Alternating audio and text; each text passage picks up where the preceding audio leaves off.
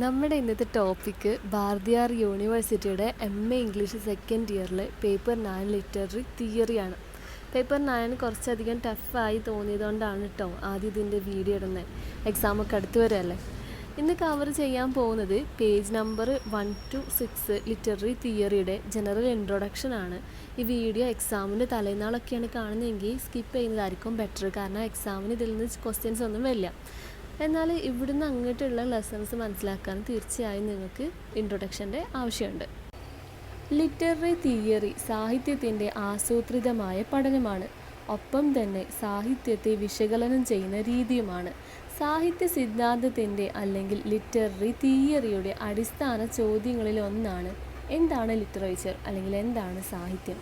പല സമകാലീന സിദ്ധാന്തകരും സാഹിത്യ പണ്ഡിതരും ഒന്നുകിൽ സാഹിത്യത്തെ നിർവചിക്കാൻ കഴിയില്ലെന്നും അല്ലെങ്കിൽ ഭാഷയുടെ ഏതെങ്കിലും ഉപയോഗത്തെ സാഹിത്യമായി പരാമർശിക്കാമെന്നും വിശ്വസിക്കുന്നു. ലിറ്റററി തിയറിയെ വ്യാഖ്യാനത്തിൻ്റെ പൊതു സിദ്ധാന്തമായി കണക്കാക്കാം. ലിറ്റററി തിയറി സാഹിത്യ ഗ്രന്ഥങ്ങളുടെ ആന്തരിക വിശകലനത്തിൽ നിന്നോ അല്ലെങ്കിൽ പുറമേ നിന്നുള്ള അറിവിൽ നിന്നോ ഒന്നിലധികം വ്യാഖ്യാനങ്ങൾ നിലനിൽക്കുന്ന സാഹചര്യത്തിൽ പ്രയോഗിക്കാവുന്ന ഏതെങ്കിലും തത്വത്തെ സൂചിപ്പിക്കുന്നു. 19-ാം നൂറ്റാണ്ട് വരെ ബ്രിട്ടൻ അമേരിക്കൻ സാഹിത്യ കോഴ്സുകൾ നമ്മുടെ യൂണിവേഴ്സിറ്റികളിൽ നൽകിയിട്ടില്ലെന്നത് തികച്ചും ആശ്ചര്യപ്പെടുത്താം. വെസ്റ്റേൺ യൂറോപ്പിൽ നൂറ്റാണ്ടുകളായി ക്ലാസിക്കൽ ഏജ് അല്ലെങ്കിൽ ക്ലാസിക്കൽ ആൻറ്റിക്വിറ്റിയുടെ സാഹിത്യത്തിൽ മാത്രമേ ചിട്ടയായ പഠനത്തിന് മതിയായ മെറിറ്റ് ഉള്ളൂ എന്ന് കരുതപ്പെട്ടിരുന്നു. എന്നിട്ടും സാഹിത്യം ഒരു നാൾ അക്കാദമിക് പാഠ്യപദ്ധതിയുടെ ഭാഗമാകേണ്ടത് അനിവാര്യമായിരുന്നു. ധാരാളം ആളുകളിൽ സാഹിത്യത്തോടുള്ള താല്പര്യം ഉണ്ടാക്കിയത് അക്കാദമിക് വിദഗ്ധരുടെ വ്യക്തവും ആധികാരികവുമായ ബൗദ്ധിക വിശകലനത്തിലൂടെയാണ്. ഇത് തന്നെയാവാം ലിറ്ററേച്ചറിനെ അക്കാദമിക് സബ്ജക്റ്റാക്കാനുള്ള പ്രേരണയും. പാഠ്യപദ്ധതിയിൽ സാഹിത്യം സ്ഥാപിതമായി കഴിഞ്ഞാൽ ഔപചാരികമായി വിമർശനത്തിന് വിധേയമായി സാഹിത്യം എന്തുകൊണ്ട് നമ്മൾ അതിനെ ഭാഗമാക്കണം എന്നതിൽ ആത്യന്തികമായി തീരുമാനിക്കുന്നു. സാധാരണ വായനക്കാർ സാഹിത്യ നിരൂപണത്തിലേക്ക് നയിച്ചേക്കാവുന്ന ഉൾക്കാഴ്ചകളിൽ നിന്ന് ഒഴിഞ്ഞു മാറുന്നു എന്നതാണ് ഒരു ജനകീയ അഭിപ്രായം. പല വിദ്യാർത്ഥികളും സാഹിത്യത്തോട് ശത്രുത പുലർത്തിയിരുന്നില്ലെങ്കിലും അതിനെ ഭയപ്പെടുകയും ലിറ്ററേച്ചറിനെ ഇംഗ്ലീഷ് ഗ്രാമറിൻ്റെ അതേ കാറ്റഗറിയിൽ കണ്ടുവരികയും ചെയ്തു. ചില പ്രൊഫഷണൽ വിമർശകർ സാഹിത്യത്തോടുള്ള വിമർശനത്തിൻ്റെ വീക്ഷണത്തോട് അനുഭാവം പുലർത്തുകയും അഭിനന്ദനാർഹമായ വിമർശന മാനദണ്ഡങ്ങൾ ഉൾക്കൊള്ളുകയും ചെയ്തിട്ടുണ്ട്. ക്രിട്ടിക്കൽ അനാലിസിസ് അല്ലെങ്കിൽ വിമർശനാത്മക വിശകലനം ഒരിക്കൽ ഒരു കലാരൂപത്തെ അപമാനിക്കുന്നതായി ചിലർ കണക്കാക്കിയിരുന്നു. കലയെ അല്ലെങ്കിൽ ആർട്ടിനെ കലർപ്പില്ലാത്ത ക്രിയേറ്റീവ് സ്പിരിറ്റ് ആയായിരുന്നു കണ്ടിരുന്നത്. വിമർശനങ്ങളിൽ നിന്നും ചിലർ സാഹിത്യത്തിൻ്റെ ഉദ്ദേശം കലയെ കൈകാര്യം ചെയ്യുക എന്നതാണെന്നും സാഹിത്യം കലാസൃഷ്ടിയുടെ ഉള്ളടക്കം കുറച്ച് വ്യാഖ്യാനമാക്കി മാറ്റും എന്നതുമായിരുന്നു. സൂസൻ സോണ്ടേഗ് രൂപീകരണത്തിൽ കൂടുതൽ ശ്രദ്ധ ചെലുത്താൻ വിമർശകരെ ഉപദേശിക്കുകയും ഇൻ്റർപ്രറ്റേഷൻ അല്ലെങ്കിൽ വ്യാഖ്യാനം കലയെ ദരിദ്രമാക്കുന്നു എന്നും എഗെയിൻസ്റ്റ് ഇൻ്റർപ്രറ്റേഷനിൽ അഭിപ്രായപ്പെടുന്നു.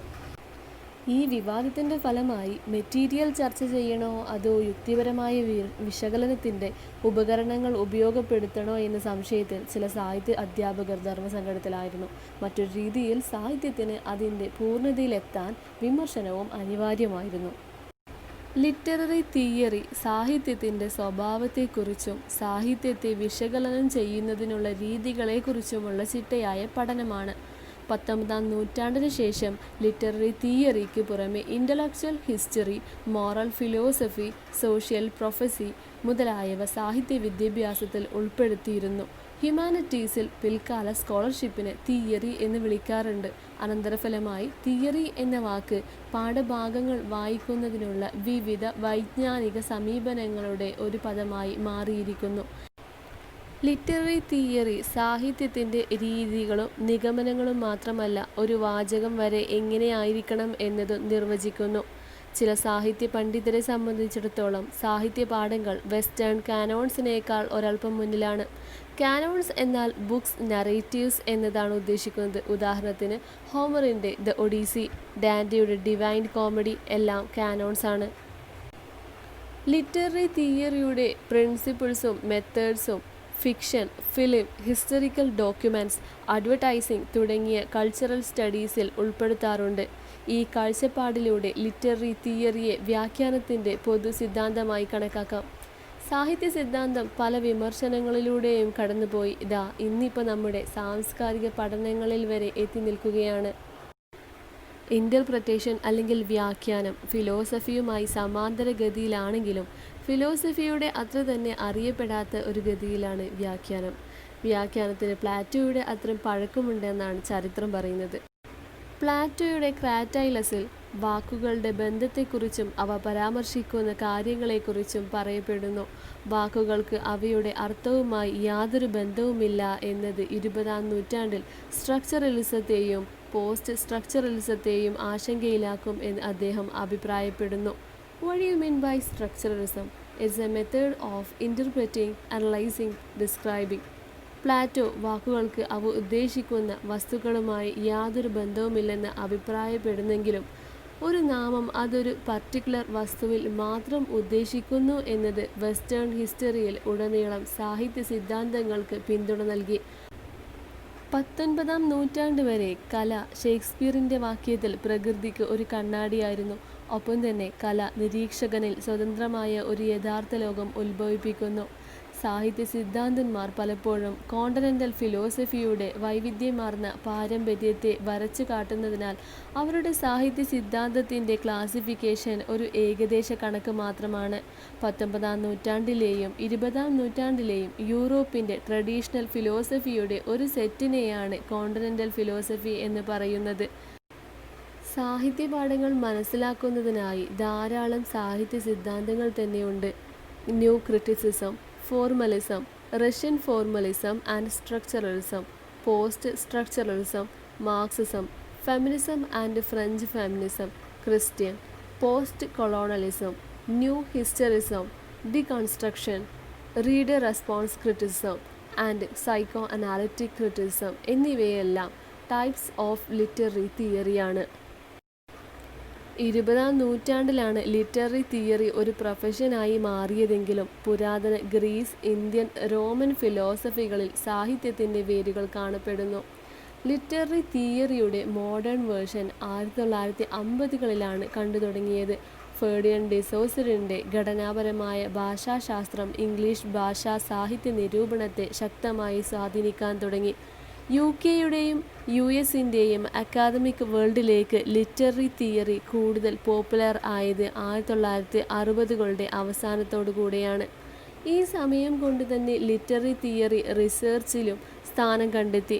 മിക്ക യൂണിവേഴ്സിറ്റികളുടെ ലിറ്ററേച്ചർ ഡിപ്പാർട്ട്മെൻറ്റിലും തിയറി പഠിക്കാനും പഠിപ്പിക്കാനും പാഠ്യപദ്ധതിയിൽ ഉൾപ്പെടുത്താനും തുടങ്ങി. 1960-80-കൾ സാഹിത്യ പഠനം അംഗീകരിക്കപ്പെട്ടതും പ്രധാനപ്പെട്ടതുമായ കാലഘട്ടമാണ്. സാഹിത്യത്തിൻ്റെ ജനപ്രീതിയുടെ ഉയർച്ചയെ പരിഷ്കാരമായും ഗ്രന്ഥങ്ങളുടെ വിഷമകരമായ ഭാഷയെ മങ്ങിയതായും വിമർശിച്ചിരുന്നു. ചില സിദ്ധാന്തന്മാർ 1970-80-കളിലെ സാഹിത്യത്തിൻ്റെ അക്കാദമിക് യോഗ്യതകളെക്കുറിച്ചുള്ള ചർച്ചകളെ തിയറി വാർസ് എന്ന് വിളിക്കുന്നു. 1990-കളുടെ തുടക്കത്തിൽ സാഹിത്യ സിദ്ധാന്തം പഠിച്ചതുകൊണ്ട് തിയറിസ്റ്റ് ഒഴികെ മറ്റ് ജോബ് ഓഫേഴ്സ് കുറവായതിനാൽ തന്നെ ജനപ്രീതി അല്പം കുറഞ്ഞു വന്നിരുന്നു.